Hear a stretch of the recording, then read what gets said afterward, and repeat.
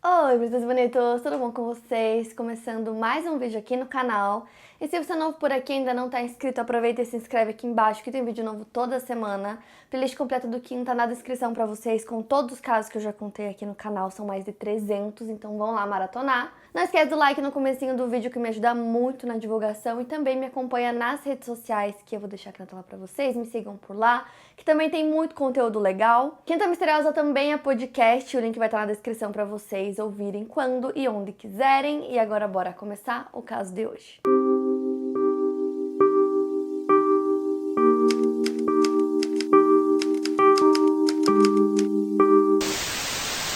O casal Philip Nisbet e Ellen Milner moravam em sua casa na cidade de Christchurch, localizada na ilha sul da Nova Zelândia. Segundo a irmã de Phil, ele era um bom homem. Ele era o mais velho de 4 irmãos e a Leanne a mais nova. Os do meio eram Andrew e Roger. A família toda morava em Nova Zelândia e quando eles decidiram se mudar para a Austrália, o Phil decidiu ficar. Ele trabalhava como caminhoneiro e em maio de 2009 a sua esposa Ellen o encontrou morto dentro do seu caminhão. Junto a ele haviam frascos vazios de Phenergan, remédio que ele era alérgico, então qualquer dosagem para ele poderia ser mais perigosa do que para uma pessoa normal que não tivesse alergia. Quando a Ellen encontrou o corpo, ela ligou aos prantos por serviços de emergência que não foram capazes de salvar a vida do Phil. Quando a Leanne ficou sabendo da morte do irmão através de uma ligação do seu pai, ela decidiu viajar para Nova Zelândia para ajudar com o funeral e para se despedir dele antes que ele fosse cremado. A Leanne, que era a irmã mais nova do Phil, tinha visto o irmão apenas uma vez nos últimos 3 anos porque ela tinha tido uma briga com a Ellen, esposa dele. A briga tinha acontecido em 2006, quando o filho da Leanne, chamado Lance, tinha ido passar uns dias na casa do tio.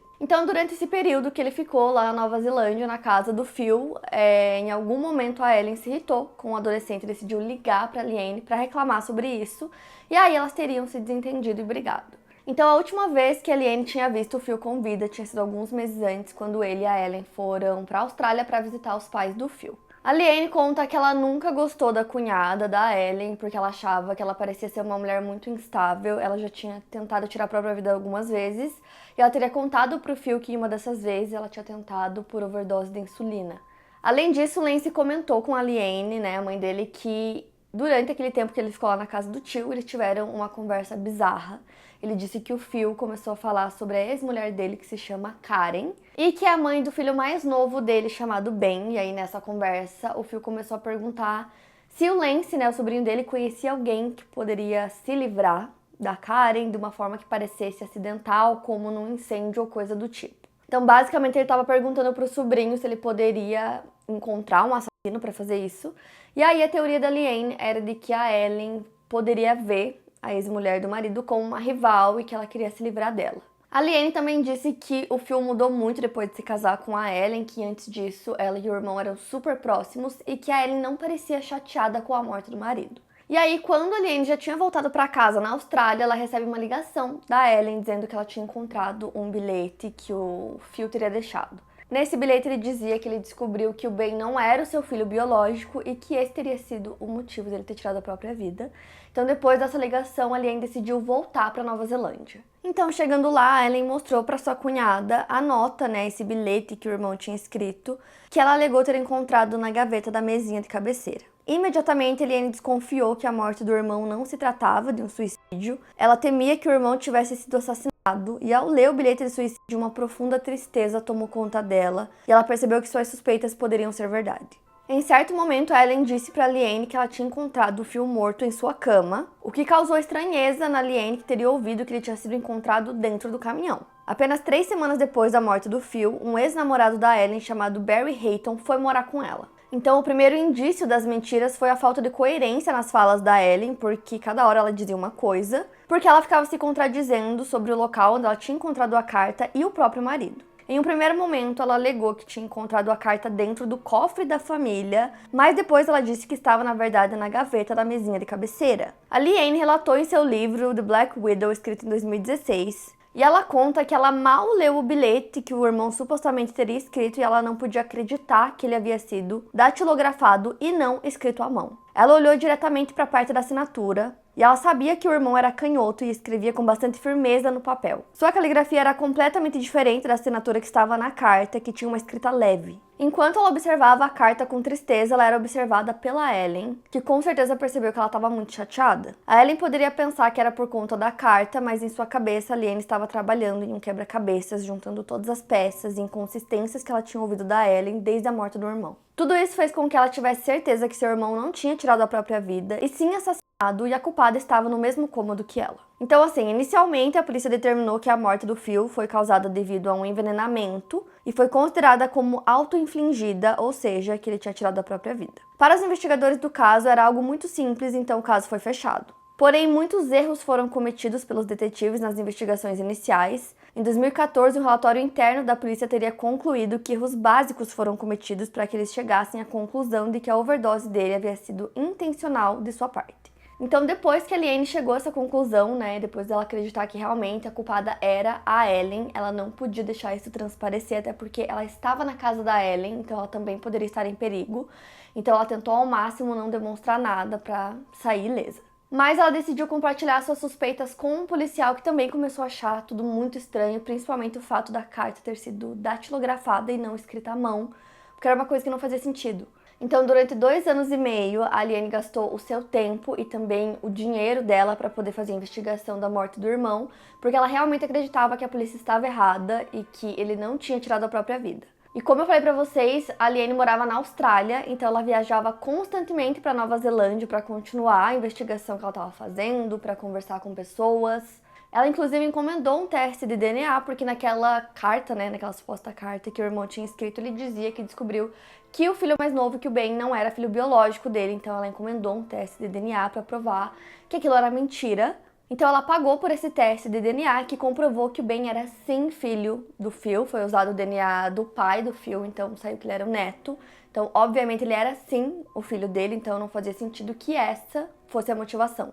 Além dessa, Liane também conseguiu comprovar várias outras falas da Ellen como mentiras. A polícia tinha acreditado no primeiro momento e ela conseguiu comprovar que a Ellen estava mentindo. Nas investigações particulares da Liane, ela conseguiu descobrir que 1 mês antes da morte do irmão já tinha sido feita uma tentativa de envenenamento. O Phil tinha passado mal e vomitado, dizendo que ele não estava se sentindo muito bem, então a Ellen levou ele para o hospital. A Liane descobriu que a Ellen tinha comprado algumas pílulas de Phenergan nessa mesma época e concluiu que ela teria tentado envenená-lo, mas que ela não conseguiu. Além disso, a Liane conseguiu descobrir também que a Ellen tinha feito um seguro de vida no nome do Phil 14 meses antes da sua morte e que o valor desse seguro era $250 mil. E com seu argumento inicial de que o Ben não era filho do Phil, ele não teria direito a esse dinheiro, apenas a Ellen. A Liane não era a única pessoa que tinha suspeitas em relação a Ellen, os seus colegas de trabalho acreditavam que tinha alguma coisa estranha nela e chegaram a apelidá-la de viúva negra devido a diversos comentários que ela teria feito sobre um dia matar o próprio marido, todos, segundo ela, em tom de brincadeira. A Lynn Maynard já era uma dessas colegas e afirmou que antes da morte do Phil, a Ellen teria perguntado a outro colega de trabalho se ele sabia se a loja de ferragens local vendia veneno para ratos. A Ellen teria perguntado a um outro colega se ele conhecia alguém a quem ela poderia pagar para que essa pessoa se livrasse do Phil e fizesse parecer ter sido um acidente. Esses colegas afirmaram que não haviam relatado nada à polícia porque acreditavam que não seriam ouvidos. Então, ao desmentir grande parte do que a Ellen dizia, novas mentiras começaram a surgir. A Ellen afirmou que o Phil sofria de narcolepsia, um distúrbio do sono que se caracteriza por sonolência excessiva ao longo do dia, ou episódios recorrentes e incontroláveis de sono em horários em que a pessoa não deveria sentir tanto sono assim. Alguns dos sintomas seriam a fraqueza muscular, paralisia do sono, sonos vívidos e alucinações no momento de adormecer ou de acordar. A Ellen também afirmou que o Phil era um acompanhante masculino. A Liane estava em constante contato com a polícia, contando sobre cada mentira que ela descobria, e em certo ponto eles tiveram que levar as evidências que ela trazia a sério e reabrir o caso para investigar novamente. 1 ano depois da morte do Phil, a Liane descobriu que era possível solicitar um inquérito no escritório do legista. Ela teve uma reunião com o legista e quis mostrar a papelada do caso para ele, mas ela percebeu que a Ellen tinha entregado uma carta de suicídio diferente da original para ela. Então essa carta que ela estava vendo agora era uma carta que não tinha assinatura. Isso aconteceu em novembro de 2010 e apenas 6 meses depois as conclusões do legista voltaram. O legista considerou que ele não tinha provas suficientes para confirmar que a morte do Phil tinha sido um suicídio. A Liane chegou a ir a uma empresa com suas alegações de homicídio e dessa forma conseguiu exercer pressão suficiente nas autoridades para que um inquérito fosse lançado sobre o caso em 2010. Em outubro do ano seguinte, a Ellen foi presa e seu julgamento aconteceu apenas no final de 2013. Ela foi acusada não apenas de homicídio, mas também de 2 outras tentativas de homicídio. A promotoria afirmou que a Ellen teria esmagado pílulas de Phenergan e colocado no jantar do Phil, então depois que ele dormiu, ela teria estrangulado ele para ter certeza que ele estava morto. Que depois disso, ela modificou toda a cena para, cobrir os seus rastros. Para vocês terem ideia, o próprio filho da Ellen teria visto ela esmagando os comprimidos um dia antes. O julgamento durou cerca de 13 dias e o tribunal ouviu tudo que a Ellen tinha feito para tentar encobrir o crime e também em como o planejamento para aquele crime tinha sido extremamente assustador. Então, basicamente, a Ellen tinha comprado o Phenergan aos poucos, então ela fez várias compras do remédio e todas com nomes falsos. E aí, a motivação do crime seria ficar com o seguro de vida que ela tinha feito no nome do Phil, de $250 mil. E aí, além disso, também tem aquela primeira tentativa, que ela fez, e aí não deu certo, o Phil foi parar no hospital e sobreviveu, mas na segunda vez ela conseguiu.